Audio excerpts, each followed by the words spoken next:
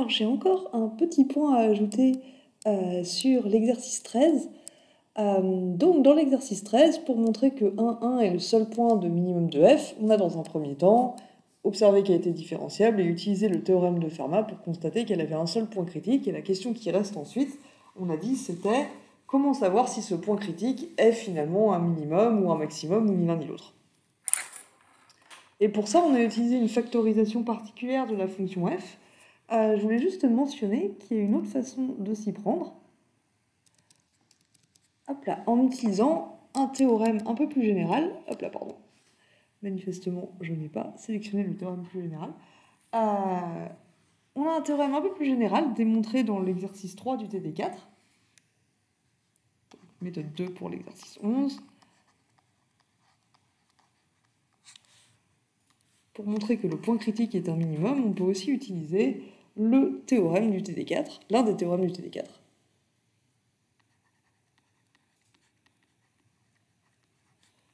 Qui dit que si on a une fonction continue qui tend vers plus l'infini quand la norme de xy tend vers plus l'infini, alors elle admet un point de minimum quelque part.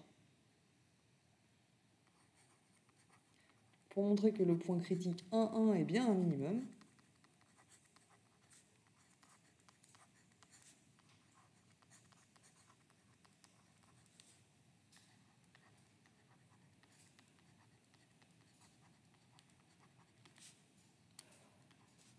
on peut utiliser le théorème suivant.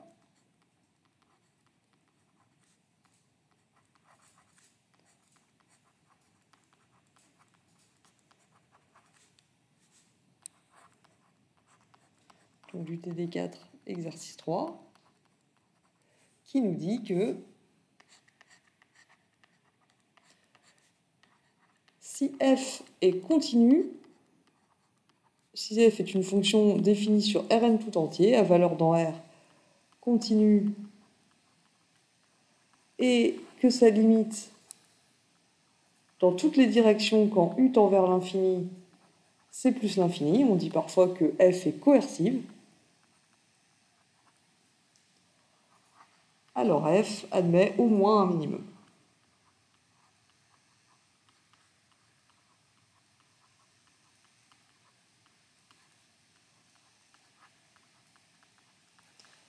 De minimum.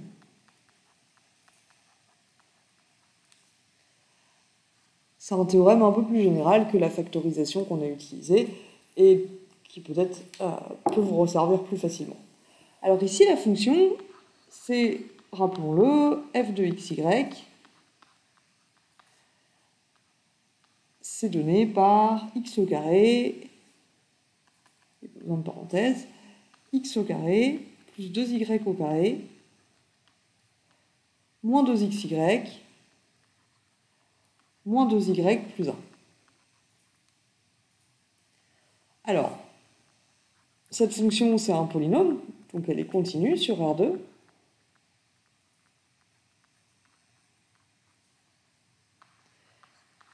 Et si on veut étudier sa limite, on peut regarder ce que vaut la fonction en coordonnées polaires. Pourquoi ? Parce que du coup, pour montrer que f tend vers plus l'infini quand la norme tend vers plus l'infini, on peut écrire f de r cos θ, r sinus θ, et regarder ce qui se passe quand r, puisque r c'est la norme, ce qui se passe quand r tend vers plus l'infini. F de r cos θ, r sinus θ, ici c'est r carré cos carré θ, plus 2r carré sinus carré θ, moins 2 r cos θ, r sin θ, donc ça nous fait moins 2 r carré cos θ sin θ, moins 2 r sin θ, plus 1. Alors maintenant, là, si on met un r carré en facteur, il nous reste cos carré θ, plus 2 sin carré θ, moins 2 cos θ sin θ,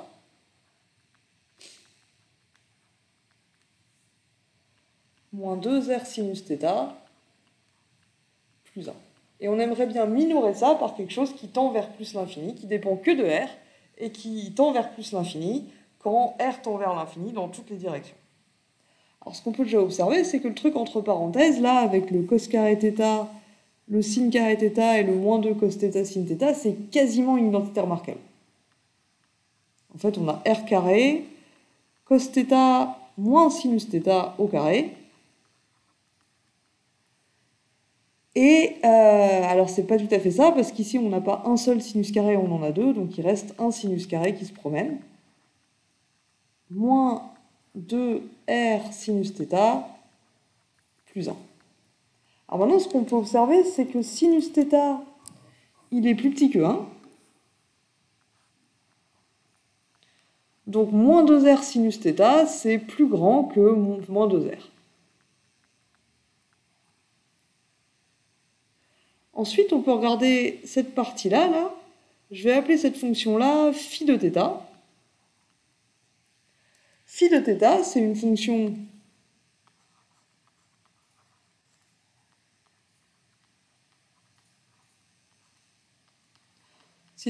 définie sur l'intervalle fermé borné 0 de pi. C'est des fonctions de pi périodiques, donc ça ne sert à rien de regarder au-delà de 0 de pi.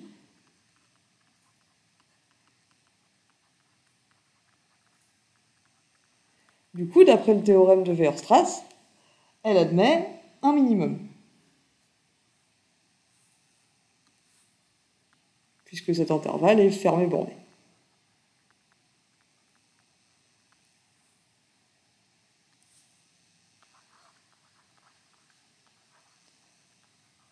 Donc il existe un θ0 dans 0 de pi.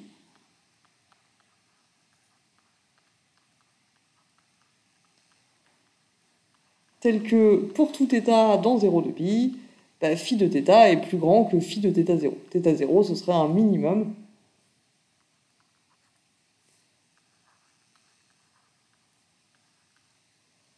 de phi sur 0 de pi.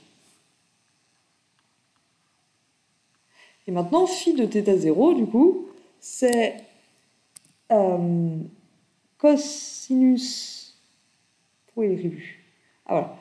Cos θ0 moins sinus θ0 au carré plus sinus carré θ0. Et ce qu'il faut remarquer ici, c'est que du coup, phi de θ0, c'est positif, c'est une somme de carrés.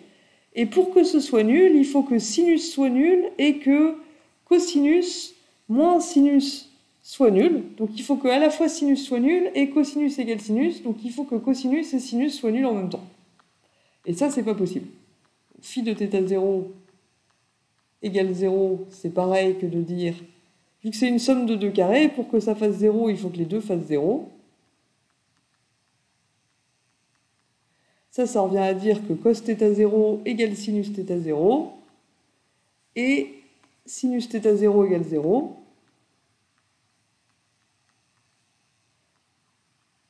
Donc ça revient à dire que cos θ0 égale 0 et sinus θ0 égale 0, et ça c'est pas possible. Sinus et cosinus, ça s'annule jamais en même temps, puisque la somme des carrés des deux doit valoir 1.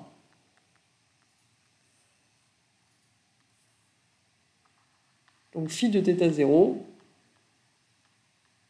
c'est strictement positif. Et du coup, si on revient à notre fonction f ici, en coordonnées polaires,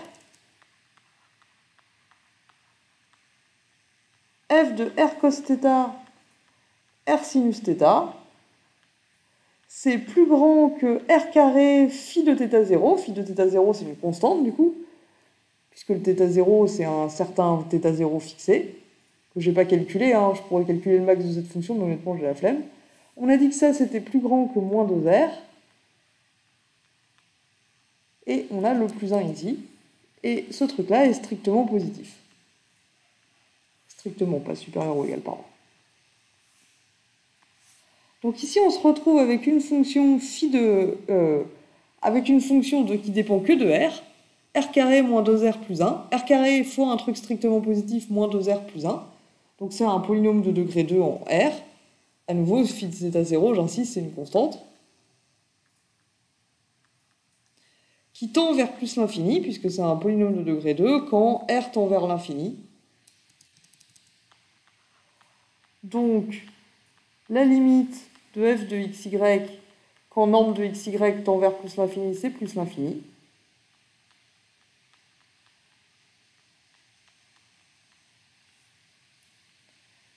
Et on a dit, puisque f est continu, dans ce cas-là, f admet un minimum.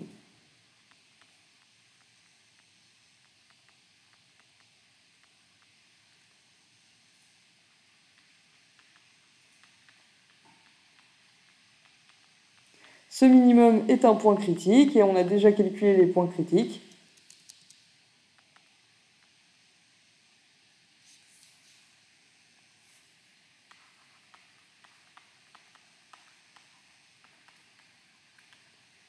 Or, 1,1, c'est le seul point critique, donc c'est aussi le seul minimum.